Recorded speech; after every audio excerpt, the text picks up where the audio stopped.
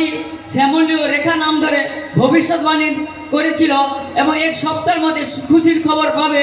এই খুশির খবর প্রফেট ওয়ার্ড এই দিদিভাই রিসিভ করেছিল এবং যিশুর নামে এক সপ্তাহের মধ্যে খুশির খবর আসে এবং বোনের সন্তান হয়।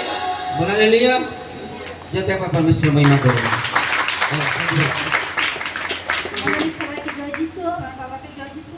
তো রেখা আর শ্যামলী নামে তো এখানে ভবিষ্যৎবাণী হয়েছিল। আমার বাড়ির সামনেই দু বোন হয়, তো ও টেবরাতে বাড়ি। ও আমি ওকে এবার এখানে দুবার নিয়ে এসেছিলাম। আর ও প্রার্থনা নেয় 8 মাসে, যখন ট্রেনে থাকে ও পাপার কাছে প্রার্থনা নেয়। আর হসপিটালে ভর্তি হয়েও পাপার কাছে প্রার্থনা নেয়। বাবা বলছিল যে তোর নর্মালেই বাচ্চা হবে। তো কালকে যখন ও 10 মিনিটের মধ্যেই তেল জল তো প্রত্যেক দিনই ইউজ করে বাবার কাছে প্রার্থনা নিয়ে যায়। তো আর সেই তেল জল নেয় আর বাবার কাছে প্রার্থনা নেয়, আর 10 মিনিটের মধ্যেই ওর বাচ্চা হয়ে যায়, মেয়ে। তো প্রথমে ছেলে হয়েছিল, এখন মেয়ে হয়েছে। সবাই আনন্দিত। তো আমার সাক্ষ্য দিবার ছিল, তো এখানে সাক্ষ্য দিই। বলা হালেলুয়া।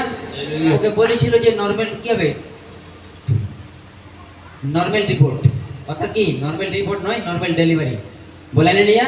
যদি সিজার করতে হয় ভবিষ্যৎ খারাপ, ওই মেয়ের কি হয়, ভবিষ্যতে কি হয়, কিছু প্রবলেম হয়। এই জন্য পরমেশ্বর কাছে, প্রভুর কাছে প্রার্থনা রেখেছিল, বিশ্বাসের সহিত প্রার্থনা নিয়েছিল।